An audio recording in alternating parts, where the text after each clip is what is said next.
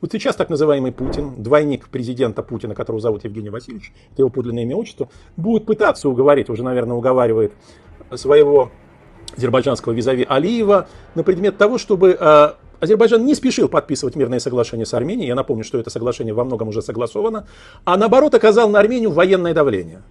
Ага. Телеграм-канал «Генерал СВР» сделал очень громкое и срочное заявление по поводу визита Путина в Азербайджан. Вот что он пишет в своем микроблоге. Дорогие подписчики и гости канала. Визит в Азербайджан человека, назначенного президентом России и похожего на Владимира Путина, преследует несколько целей. Во-первых, миру и внутреннему потребителю необходимо время от времени показывать и напоминать, что Путин никакой не изгой, а желанный гость в приличных домах. Во-вторых, с повестки у российского руководства не уходит тема наказания Армении. В российском руководстве бытует мнение, что они Армению продали, вернее подарили, а выгоды от этой сделки никакой, и, соответственно, виновными считают не себя, а армянское руководство. Теперь основная цель не просто наказать непокорную и неподконтрольную Армению, а сделать это с двойной выгодой для себя. Вторым бонусом от наказания должен быть возврат Армении под частичный контроль России и отвлечение внимания от проблем, связанных с вторжением войск подконтрольных ВСУ в Курскую область.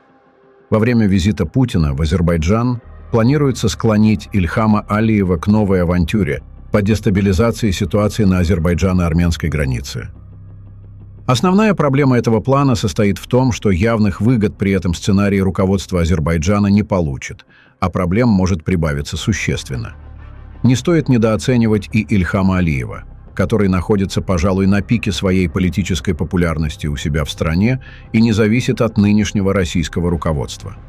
Также не следует переоценивать теплый прием, который устраивает Алиев Путину.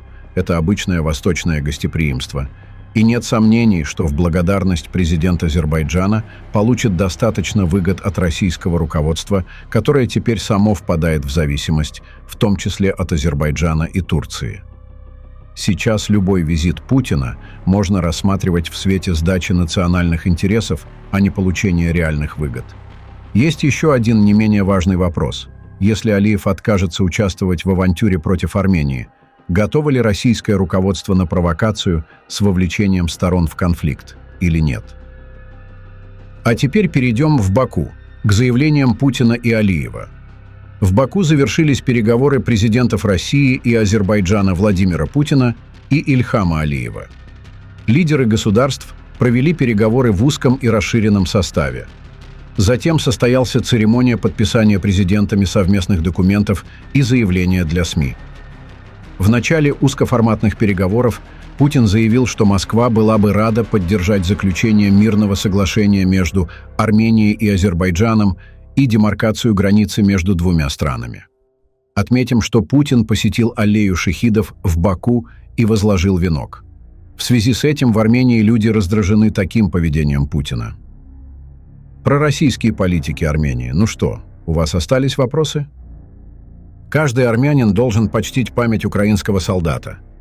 В ответ предлагаем всем проармянским каналам провести флешмоб у украинского посольства и отдать дань памяти украинским военным. Об этом заявил бывший советник начальника Генерального штаба Вооруженных сил Армении Владимир Погосян. Перейдем к заявлению Путина на встрече с Алиевым. Особо отмечу наши совместные планы по поводу реализации проекта «Север-Юг». Это позволит нам выйти к берегам Индийского океана и использовать эти маршруты для взаимной выгоды, заявил Путин на встрече с Алиевым. Он продолжает. Хотел бы подчеркнуть роль, которую Азербайджан играет в Каспийском регионе и Закавказье. Подчеркну актуальные международные вопросы внешней политики обеих наших стран, твердо придерживающихся принципов верховенства международного права, суверенитета и невмешательства во внутренние дела. Россия и Азербайджан плотно координируют свои усилия на ключевых многосторонних площадках, в том числе в ООН. Мы будем рады видеть Азербайджан на заседании Совета глав государств СНГ в Москве, а также на встречах в формате «Аутрич», которые пройдут в рамках саммита БРИКС в Казани в октябре этого года. Мы не обошли вниманием и нынешнее состояние отношений между Азербайджаном и Арменией. Россия будет всячески способствовать нормализации азербайджано-армянского взаимодействия и заключению мирного договора на основе известных трехсторонних договоренностей, достигнутых президентами России, Азербайджана и премьер-министром Армении в 2020 и 2022 годах. Россия готова содействовать делимитации и демаркации границы, имея в виду наличие соответствующих документов еще со времен Советского Союза. Мы также поддерживаем разблокирование трансграничных маршрутов, гуманитарные контакты и прочный мир на Южном Кавказе, который полностью отвечает коренным интересам всех государств и народов региона. Россия будет рада, если сможет поддержать подписание мирного соглашения между Арменией и Азербайджаном и демаркацию границы между странами. Президент России Владимир Путин заявил об этом в начале узкоформатных переговоров с лидером Азербайджана Ильхамом Алиевым. Если мы что-то можем сделать, чтобы выйти на подписание мирного соглашения, довести дело до делимитации, демаркации границы, разблокировать соответствующие направления в логистике и экономике, то мы были бы очень этому рады, подчеркнул Путин. Путин также подчеркнул, что Москва готова участвовать в регулировании отношений между двумя странами в той части, которая будет востребована обеими странами. Мы с вами уже вчера коснулись этой темы, сегодня продолжим. Это касается урегулирования ситуации на Южном Кавказе. Ясно, и всем хорошо известно, что и Россия сталкивается с кризисами, в том числе и прежде всего в Украине. Но историческая вовлеченность России в ситуацию на Южном Кавказе в последние несколько лет диктует нам необходимость участвовать в этих событиях, конечно, в той части, в которой это востребовано сторонами, сказал Путин. Он отметил, что после встречи с Алиевым свяжется с премьер-министром Армении Николом Пашиняном, чтобы сообщить о результатах переговоров. Владимир Путин находится с государственным визитом в Баку с 18 августа.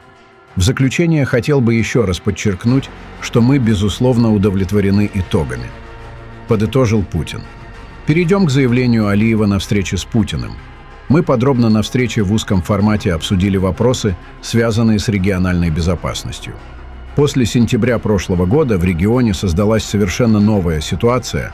Азербайджан полностью восстановил свой статус территориальной целостности.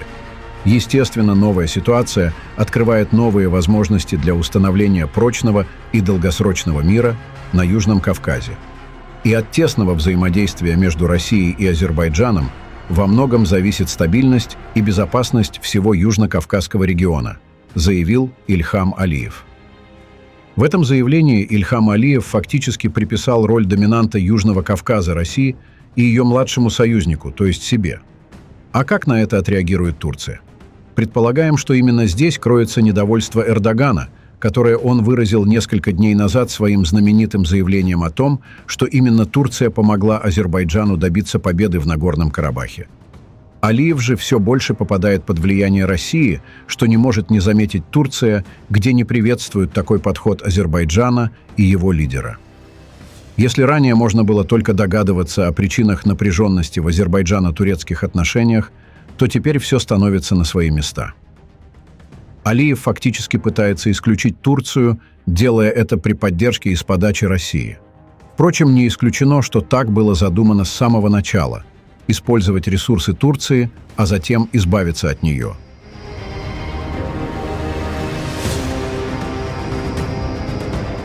Подпись Пашиняна стоит под договоренностью об открытии коммуникаций, однако Ереван саботирует ее, заявил некий карикатурный персонаж по фамилии Калантарян. Мы за скорейшее разблокирование коммуникаций. К сожалению, в том, что касается коммуникаций, через Сюникский район Армении, именно армянское руководство эту договоренность, под которой стоит подпись премьера Пашиняна, саботирует. И очень трудно понять, в чем заключается смысл такой позиции. Но я убежден, что, еще раз скажу, основа, заложенная в рамках трехсторонних встреч, трехсторонних документов, она в полной мере сохраняет свою актуальность. Мы за скорейшее заключение мирного договора и разблокирование коммуникаций. К сожалению, в том, что касается коммуникаций через Сюникский район Армении, именно армянское руководство саботирует договоренность, под которой стоит подпись премьер-министра Пашиняна. Трудно понять, в чем заключается смысл такой позиции. Лавров отсылает к 9 пункту трехстороннего заявления от 9 ноября 2020 года. Разблокируются все экономические и транспортные связи в регионе.